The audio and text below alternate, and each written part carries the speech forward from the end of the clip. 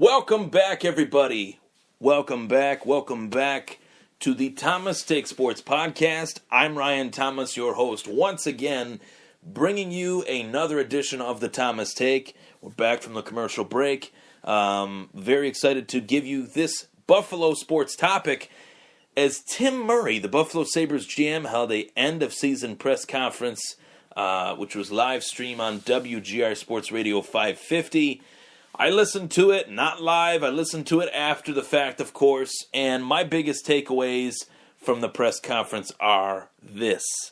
The press and the Buffalo Bills fans and the Buffalo Sabres fans are very, very disappointed with what we have seen from the Buffalo teams in this area, and we have every reason to be. It's been a long time since we have had success in a hockey rink or a football field. Obviously, football-wise, we've had a 17-year playoff drought. Hockey-wise, we've had, I think, a 6 or 7 season playoff drought. So, we're wearing thin with patience. Very, very thin. Thin as a white sheet of paper. It's the first thing that I could think of to compare it to, really. So, we know what's at stake now. We know the facts, what the facts are. We know that the Sabres played well under their potential. We know that the Buffalo Bills have also played well under their potential. I anticipate that both teams have light at the end of the tunnel. I always have. I always will. And that leads me to strive to watch them every single season, whether it be the Bills or the Sabres. I have high expectations every year. I try to keep my expectations high, as I've said in podcast episodes of the past, due to the fact that if I didn't keep my expectations high, I wouldn't want to watch. And I mentally tell myself that the expectations should be high for these teams, and I think that they should be in reality. There is ample amount of talent on both teams.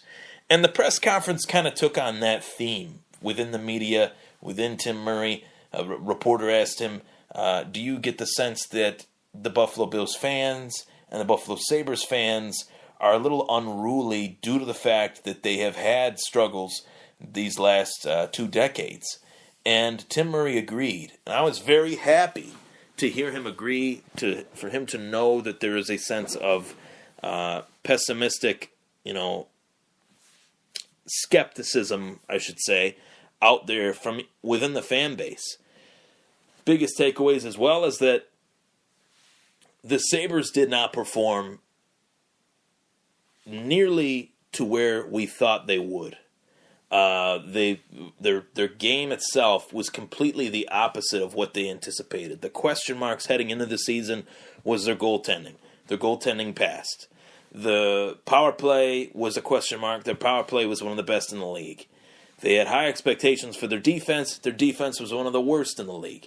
They thought they could weather the storm of injuries. They had 3 injuries right out of the gate. Jack Eichel, Ryan O'Reilly, Evander Kane, and they could not weather the storm of those injuries to start the season. They had a miserable start to their season, and virtually everything that they thought would go well actually went wrong. So you have to regroup.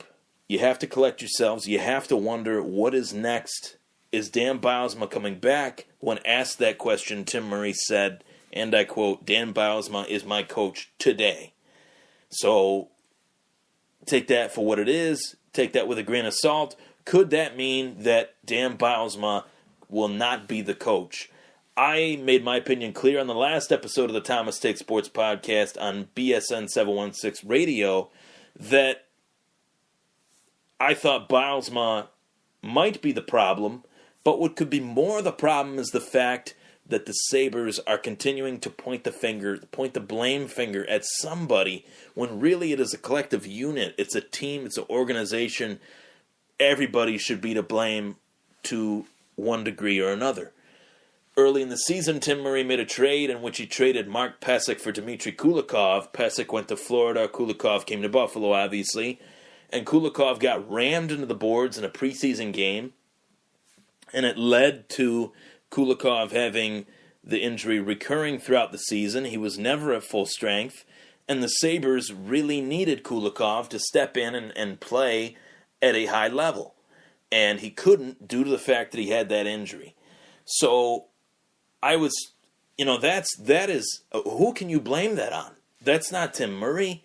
That's not Dan Bylsma. That's just bad luck. And had Kulikov been healthy, like he was towards the end of the season in spades, I think that the Sabres season would have been very different. Their defense itself, beyond Ristolainen, beyond Kulikov, is very weak. McCabe made some strides this year, but besides that, I thought that their defense was very weak, and that is a huge issue. That's an issue that Tim Murray needs to address, whether it be in free agency, whether it be in the draft this year. I anticipate it could quite well be both avenues Tim Murray could take on that front. So there's a lot to work with here. We have talent. We have Jack Eichel putting up the same numbers in which he put up his rookie season by playing 20 or so less games. That says a lot to me. That says that Eichel is playing at a higher level year after year, and I expect a 30-goal, 35-goal season, maybe even a 40-goal season from Eichel if this Murray regime can put better players around this team, around these guys, make the depth pool deeper for this team. I don't know what Bylsma's future is. I don't know what the future holds for Dan Bylsma, but I know that, Dan the man might not be around much longer. The chatter really seems to be trending that way. I don't know if the players in particular are responding to Dan Bylsma to the level that you would hope the players would be responding to their coach. There's definitely real concern that the players just are not responding. They don't understand the system. Bylsma is teaching the players how to play opposite to their strengths, and that is a problem. At this stage of these guys' careers, where most of them are younger players, we need to be honing their craft and what they are skilled at rather than trying to teach them things that they will never be good at. These are not these type of players. These are offensive players. And by trying to turn them into something they're not, it is actually prohibiting them from getting better. That's a consensus around the Sabres organization and Dan Bylsma. That's a consensus around the NHL. Why are the Sabres playing to the offensive strategy or defensive strategy that they have in this past season and even the season before? Obviously, as I alluded to, Eichel has been out. Eichel was out. Ryan O'Reilly was out. Evander Kane was out. Those are probably three of the most important players outside of Reinhart and Ristolainen that the Sabres have on their roster. So the depth is not there. Murray let that be known during the press conference.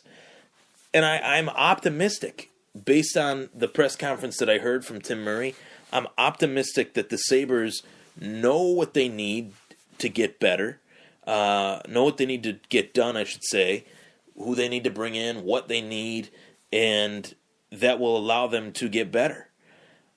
As opposed to the other side of the pond, where you have Doug Whaley running the show at One Bills Drive for, the past 5-6 years, whether it be in an assistant GM role or as the full-time GM, he's a guy that hasn't really delivered. He's made a lot of reaches. He's traded basically the future away for, one shot in the arm type players, or so to be thought. He thought that Sammy Watkins trade would give him a big boost, and I like Sammy. He's a great player. I think he fits in here, but the wide receiver doesn't make the quarterback better. The quarterback has to be a quarterback. The quarterback actually has to be able to throw the ball to the receiver before we can say that the wide receiver makes the quarterback better. So that was his reasoning for trading up and drafting a guy like Sammy. He thought EJ and Sammy would be a great tandem for many years to come, and he was wrong. So, E.J. Manuel was not a first-round pick. E.J. Manuel is not even on the Buffalo Bills roster anymore after his rookie contract expired. He is now a Oakland Raider. So, when you compare Whaley to Murray, Murray, although he's not at where he thought he would be, Murray is in year 3, and he has made more strives toward. He has basically grown more leaps and bounds within this team than what Whaley has. They have really been much better. You see the future before your eyes with the Sabres, where with the Bills, you don't really know what you're going to get. One week you're going to get a decent offensive team. The next week you're going to get a lack thereof of a piss-poor effort from their offense. One week they're going to shut down the Arizona Cardinals. The next week they're going to look like crap versus the St. Louis Rams, or Los Angeles Rams, I should say. So you don't know what you're going to get, and part of that is bringing in the right coaches that fit the players that you bring in. And Doug Whaley has failed at that, not once but twice. I like Sean McDermott. I don't know if that was Whaley's hire. It was more Terry's maybe. But hopefully Whaley had some impact and input on that decision. As far as the Sabres go, Bilesma's been the coach since Tim Murray got here. Tim Murray came on when Ted Nolan was running the show for a little bit, but that was really only to embrace the tank.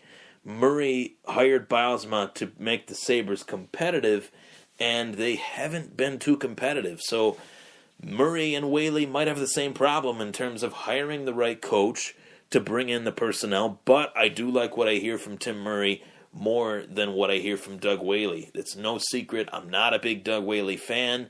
This draft, to me, in the 2017 NFL Draft for Doug Whaley is do or die, where next year for this Buffalo Sabres and for Tim Murray, it is playoffs or bust. So, two different situations, but kind of one and the same. Doug Whaley needs to get the Bills to the playoffs. Murray needs to get the Sabres to the playoffs. And if they don't do that, then more fingers will be pointed at them than what is already being pointed, especially in the case of Murray, and most definitely in the case of Doug Whaley. Since Doug Whaley got to the Bills, they, in some aspects, have regressed, and when Tim Murray came to the Sabres, they have stayed at kind of the mediocre bottom 10 NHL team level. So only time will tell, but if I were to pick between the two, I'd much rather have Tim Murray than Doug Whaley. I think Murray has a little bit of a longer leash compared to Whaley due to the fact that it's hockey versus football.